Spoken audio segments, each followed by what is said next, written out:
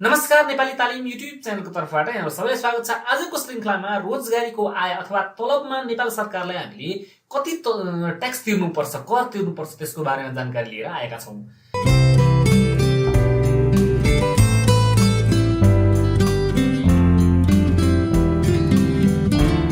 यदि तपाईले नेपाली तालिम अहिलेसम्म सब्स्क्राइब गर्नुभएको छैन भने यो रातो सब्स्क्राइब बटनमा क्लिक गर्नु होला र यो बेल आइकनलाई पनि हिट गरिदिनु होला, जसले गर्दा हामीले दिँदै आएका तालिमका अपडेटहरु आफ्नो इमेलसम्म प्राप्त गर्न सक्नुहुन्छ। अब जाउँ आजको श्रृंखलातर्फ। अघि नै भनिसके हामी तलबमा नेपाल सरकारलाई कति ट्याक्स तिर्नुपर्छ भनेर। नेपाल सरकारले चाहिँ कुनै पनि व्यक्तिले आफ्नो रोजगारीबाट प्राप्त गरेको आयमा कति ट्याक्स लगाउँछ या कति कर तिराउँछ त्यसको बारेमा हामी छलफल गर्नेछौँ।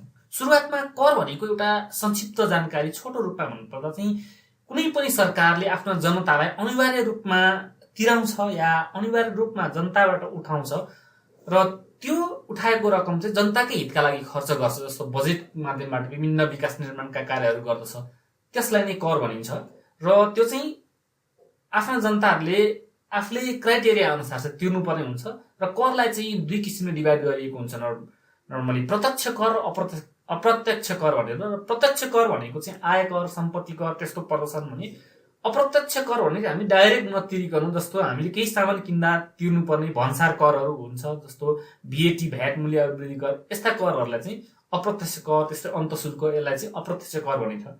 र अब हामी कसरी अनलाइनमा हामीले रोजगारीको आयमा वा स्यालेरी टिडिएस कसरी क्याल्कुलेसन गर्छौं अनलाइनमा, त्यसको बारेमा जानकारी लिएर आएका छौं। डिटेल रूपमा म यसलाई चाहिँ आज चाहिँ अनलाइनमा देखाउँछु र अर्को श्रृंखलामा म डिटेल रूपमा के कुराहरुमा लाग्छ एकदम एक्सप्लेन गरेर डिटेल रूपमा देखाउने छु। साथसाथै म एउटा स्यालेरी सिट पनि बनाउँछु र ट्याक्स क्याल्कुलेसन सिट पनि बनाउँछु एक्सेलमा।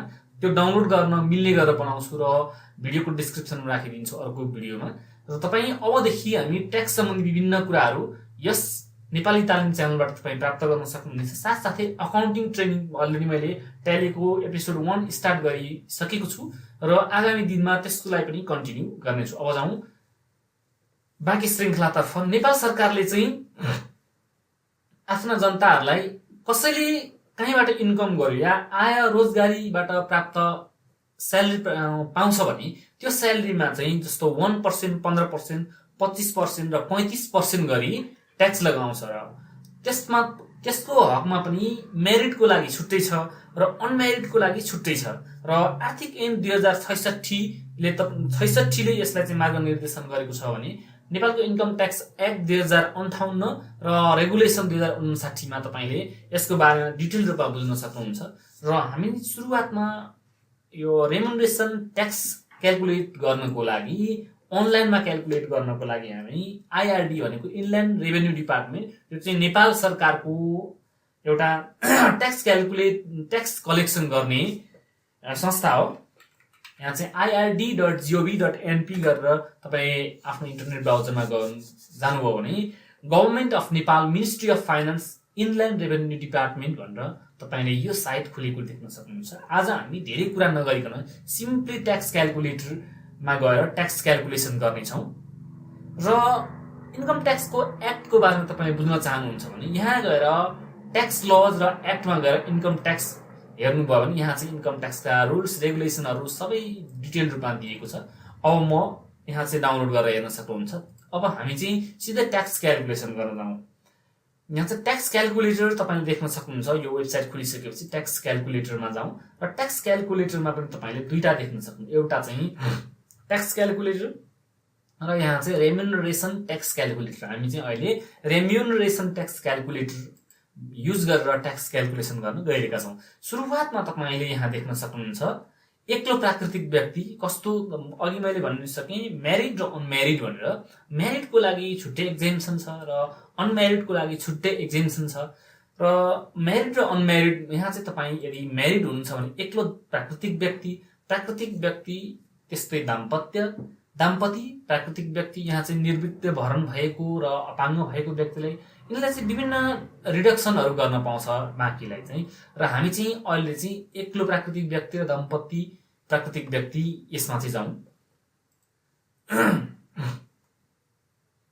र अब हामी यहाँ तपाईले आफ्नो सेवाको हकमा कुनै पनि संस्थामा काम गर्नुभयो र त्यहाँबाट पाउने जुनसुकै बेनिफिटहरू छन् त्यो चाहिँ सबै ट्याक्सेबल हुन्छ। जस्तो आफ्नो रोजगारीमा तपाईँ एउटा एनजिओ या आइएनजिओमा काम गर्दै हुनुहुन्छ या सरकारी अफिसमै काम गर्दै हुनुहुन्छ या कुनै पनि संस्थानमा काम गर्दै हुनुहुन्छ भने त्यहाँबाट पाउने जस्तो तलबहरू भयो, त्यसपछि ज्यालाहरू भयो, त्यसपछि अतिरिक्त एक्स्ट्रा ओभरटाइम काम गर्नुहुन्छ, ओभरटाइमको भत्ता भयो, महँगी भत्ता भयो, पुरस्कार, उपहार, बोनस यी आदि इत्यादि तपाईँ घर भाडा तिर्दिन्छ अफिसले। त्यस्तै तपाईलाई मनोरञ्जनको लागि खर्च गर्छ, मनोरञ्जनको लागि जस्तो 50,000 दिन्छ, त्यस्तै तपाईको लागि विभिन्न खर्चहरू गरिदिन्छ र आदि इत्यादि जे जति छन् अलाउन्सेस, बोनस, यसरी gift, leave pay, overtime pay, यावत डियरनेस अलाउन्स जे जति छन् तपाईहरु सबै यो चाहिँ सबै ट्याक्सेबल हुन्छ। र जस्तो कुनै यहाँ चाहिँ तपाईले ग्रेड अनुसार तपाईले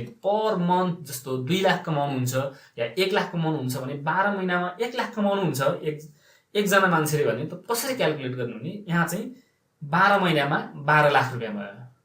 जस्तो कसैको स्यालेरी 1 लाख छ भने इक्जाम्पल लिउँ र 12 लाख 12 महिनामा 12 लाख भयो। र बोनस जस्तो दशैं अलाउन्स दिन्छ र एक्स्ट्रा बोनस दिन्छ। जस्तो दशैं अलाउन्समा 1 महिना बराबरको स्यालेरी दिन्छ भने हामी 1 लाख यहाँ राखौँ भनेको 13 लाख रुपैयाँ भयो। ओभरटाइम पे तपाईले एभ्री मन्थ ओभरटाइम पे गरेर कम्तीमा 50,000 कमाउनुहुन्छ भने तपाईले 12 महिनामा चाहिँ 6 लाख रुपैयाँ कमाउनुहुन्छ। र इन्टरटेनमेन्टको लागि अलाउन्स दिन्छ। इन्टरटेनमेन्टको लागि मन्थली 5,000 अलाउन्स छ भने 12 महिनामा चाहिँ 12 पञ्चे 60,000 रुपैयाँ यहाँबाट तपाईले अर्निङ गर्नुभयो। त्यसपछि लिभ पे भनेको चाहिँ यदि तपाईले लिभ लिनुभयो भने यो चाहिँ लिभमा पे गर्दैन र यदि तपाईको जस्तो 30 दिनको लिभ छ र तपाईले 10 दिन मात्र लिनुभयो 20 दिनको चाहिँ पैसा पाउँछ यदि तपाईले काम गर्नुभयो भने। त्यस्तो लिभ पेहरुबाट पनि तपाईले जस्तो 5,000 रुपैयाँ पाउनुभयो। प्राइज र गिफ्टबाट अफिसमा तपाईलाई के अवार्ड पाइयो, गिफ्ट पाइयो, जस्तो यो वर्ष तपाई राम्रो कर्मचारी ठहरिनु भएको कारणले तपाईलाई 5 लाख रुपैयाँ अफिसले अवार्ड दियो, प्राइज दियो भने जस्तो 5 लाख रुपैयाँ यो पनि यहाँ राख्नुपर्ने हुन्छ। र पेमेन्ट फर द फेसिलिटिज तपाईलाई जस्तो केही फेसिलिटिजको लागि पेमेन्ट गर्यो भने जस्तो यहाँ चाहिँ महिनामा 1,000 छ भने 12,000 रुपैयाँ यहाँबाट पेमेन्ट भयो। त्यसपछि टिएनएस महँगी भत्ता तपाईलाई महिना 5,000 छ भने 12 पन्चे 60 यहाँ आयो। त्यस्तै कस्ट अफ लिभिङ अलाउन्सेस यसमा पनि तपाईले यहाँ चाहिँ 0 छ मानौँ। त्यस्तै रेन्ट अलाउन्सेस रेन्टमा पर महिना 10,000 तिर्छ भने 12 दशैं 1,20,000 तपाईले यहाँबाट पाउनुभयो। यसरी विभिन्न चीजहरू जे जति पाउनुहुन्छ यहाँ राख्दै गर्नुहोस्। त्यसपछि पेमेन्ट टु सेक्सन 8.2 तपाईले यो इन्कम ट्याक्स एक्टमा 8.2 हेर्नुभयो भने यसको बारेमा दिएको छ। त्यस्तै रिटायरमेन्ट फन्ड अब यहाँ कहाँ छ रिटायरमेन्ट फन्डमा चाहिँ जस्तो प्रोभिडेन्ट फन्ड सीआईटीमा जम्मा गरिदिन्छ। तपाईको स्यालेरीको 10% अफिसले प्रोभिडेन्ट फन्डमा जम्मा गरिदिन्छ। तपाईको स्यालेरी महिनामा 1 लाख छ र 1 लाख छ भने 10,000 पर मन्थ जम्मा गरिदिन्छ भने 12 कति भयो त 12,120 1,20,000 रुपैयाँ 12 महिनाको 1,20,000 रुपैयाँ तपाईले यहाँ चाहिँ प्रोभिडेन्ट फन्ड बापत पाउनुभयो। र सीआईटी बापत महिनामा 1,000 तपाईँ सीआईटी बापत यदि पाउनुहुन्न र जम्मा तपाईले रिटायरमेन्ट फन्डमा चाहिँ प्रोभिडेन्ट फन्डमा 10% मात्र दिन्छ भने यसरी राख्नु पर्यो। जे जति तपाईले बेनिफिट प्राप्त गर्नुहुन्छ सबै राख्नु पर्यो। जस्तो एक्स्ट्रा अदरबाट पनि तपाईले पाउन सक्नुहुन्छ। जस्तो अरु कामहरुबाट पनि तपाईले अरु काम भन्नाले अफिसबाट अरु कुराहरु जस्तो यहाँ माथि हेडिङ भएका भन्दा थप हेडिङबाट पनि तपाईले पाउन सक्नुहुन्छ। यसरी 15,000 रुपैयाँ भयो र टोटल तपाईले 8,19,000 कति भयो यहाँ अब हाम्रो टोटल चाहिँ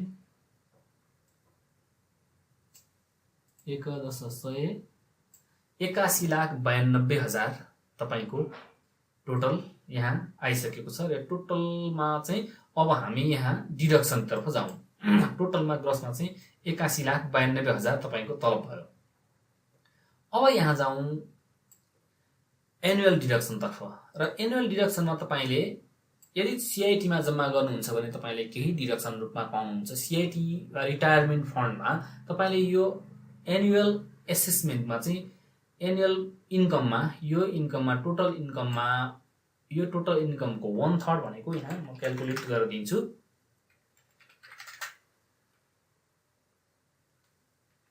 $81,92,000 इन्टु 1/3 भनेको 1/3 भनेको यहाँ चाहिँ 27,30,666 रुपियाँ हुँदो रहेछ र 1/3 या म्याक्सिमम 3 लाख या तपाईँ प्रोभिडेन्ट फन्डमा जम्मा गरेको अमाउन्ट जुन चाहिँ कम छ त्यसको तपाईँले डिडक्सन गर्न पाउनुहुन्छ। म अब यसलाई चाहिँ वर्ड नै खोलेर देखाइदिन्छु तपाईँलाई।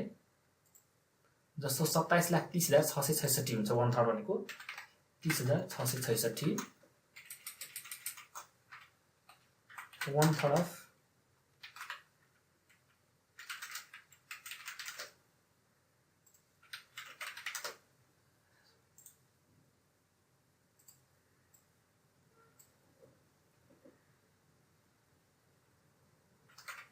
ग्रोस इन्कम भनौँ 27,30,000 हुन्छ भने त्यसपछि म्याक्सिमम 3 लाख र तपाईले डिपोजिट जति गर्नुहुन्छ CIT मा, जस्तो तपाईलाई अफिसले 1,20,000 दिन्छ भने तपाईले अफिसले 10% दिन्छ, तपाईले 10% गरेर तपाईले यहाँ 2,40,000 रुपैयाँ जम्मा गर्नुहुन्छ। 2,40,000 रुपैयाँ यहाँ जम्मा गर्नुहुन्छ भने अब यो तीनवटामा अप्सन 1 यो त्यसपछि अप्सन 2 त्यसपछि अप्सन 3 मा तीनवटामा जुन कम छ त्यो चाहिँ तपाईले डिडक्सन गर्न पाउँछ भनेको यो तीनवटामा सबैभन्दा कम चाहिँ 2,40,000 भयो र यहाँ तपाईले 2 लाख यहाँ चाहिँ ओभरटाइम पे चाहिँ 60 लाख भएछ। म यसलाई चाहिँ 6 लाख मात्र गरिदिन्छु, एकदम धेरै अमाउन्ट भयो यहाँ। जस्तो 22,51,760 अब यसको 1/3 निकाल्नु 22,51,760 इन डिभाइड बाइ 3 भनेको 7,50,500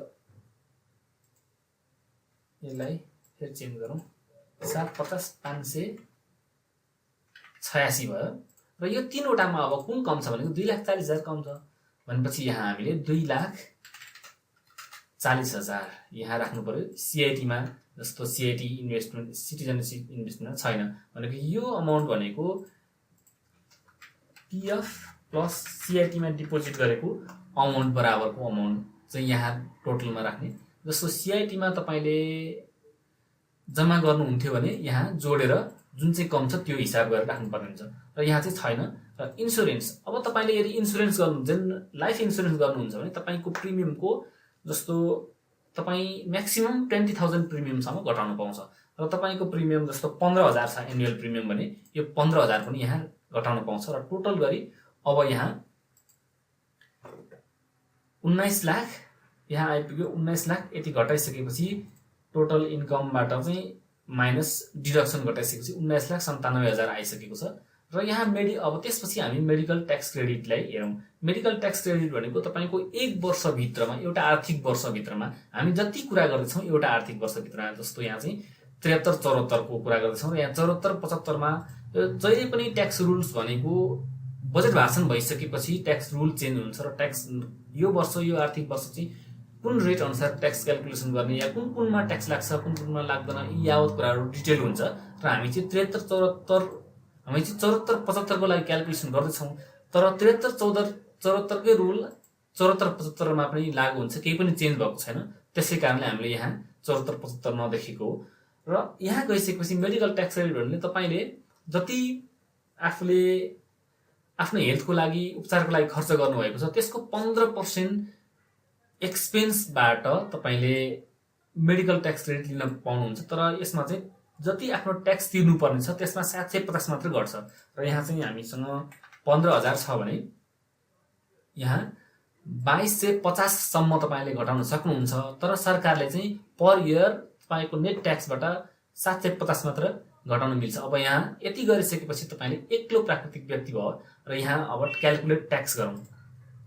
क्याल्कुलेट ट्याक्स गरेपछि अब यहाँ एसेसिबल इन्कम यहाँ यसले कसरी क्याल्कुलेट गर्यो त सम अफ 2,40,000 इन्स्योरेन्सबाट 15,000 र टोटल भनेको 2,40,000 नै यहाँ घट्ने चाहिँ 2,40,000 भयो।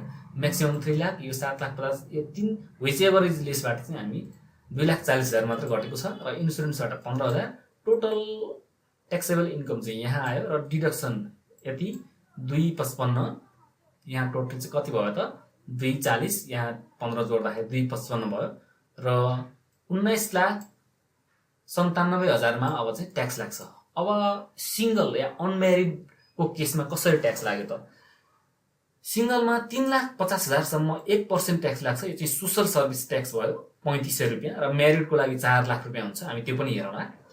त्यसपछि त्यहाँभन्दा एक्स्ट्रा फर्स्ट स्ल्याबमा यो भयो, त्यसपछि सेकेन्डमा 1 लाखमा 15% लाग्छ र रेस्टमा जसो 25 लाखसम्म रेस्टमा चाहिँ 15,47,000 मा 25% लाग्छ। यसरी यहाँ टोटल ट्याक्स चाहिँ 4,05,250 रुपैयाँ लाग्ने भयो र यहाँ चाहिँ मेडिकल ट्याक्स क्रेडिट हामीले 2250 क्लेम गरे पनि उसले पर इयर 750 घटाएर मात्र क्लेम गर्न पाउँछ र 750 घटाएर 4,04,500 रुपैयाँ यहाँ क्लेम गर्नुभयो। क्लेम गर्न हामीले 4,04,500 रुपैयाँ चाहिँ हामीले यति ट्याक्स हामीले सरकारलाई बुझाउनु पर्ने हुन्छ 1 वर्षभित्र यदि तपाईको कमाई यसरी छ भने। र अब हामीले यसलाई अलिकति बढाइदिउँ, यसलाई 12 लाख हैन 20 लाख बनाइदियौँ भने अब यहाँ चाहिँ 35% ट्याक्सको पनि आयो।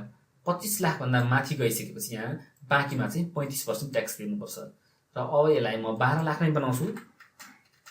र अब हामी यहाँ एक्लो प्राकृतिक व्यक्तिलाई अनम्यारिडको लागि गर्यौं भने अब म्यारिडको लागि अनम्यारिडको लागि 3,50,000 छुट थियो भने म्यारिडको लागि 4 लाख छुट छ र अरु जम्मै सेम छ।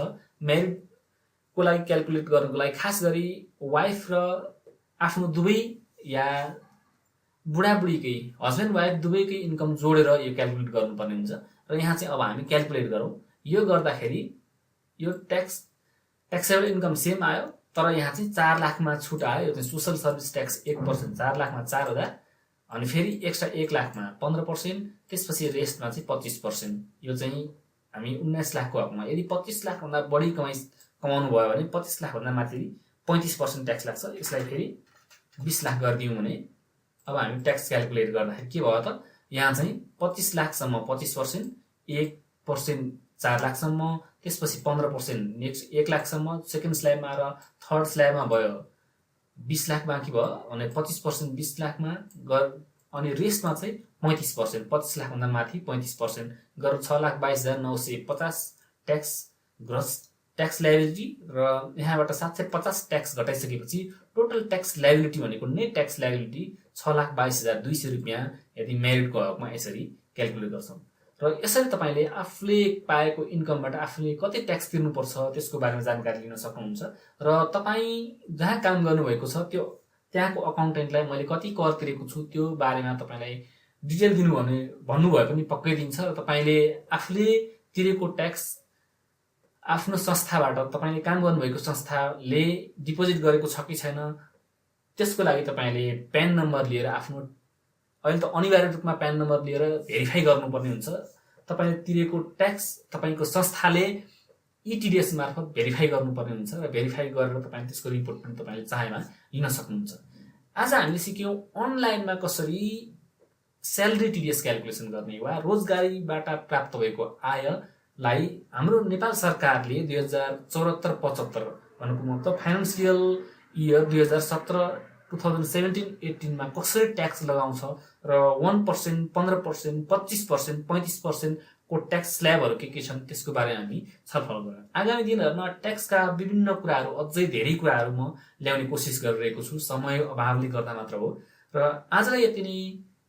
आजको श्रृंखला मन पर्छ भने यो भिडियोलाई लाइक गर्नुहोस्, शेयर गर्नुहोस् र केही तपाईको जिज्ञासा छ भने कमेन्ट गर्न सक्नुहुन्छ भन्दै यो श्रृंखलाबाट बिदा चाहन्छु। सबैको जय होस्, जय नेपाल।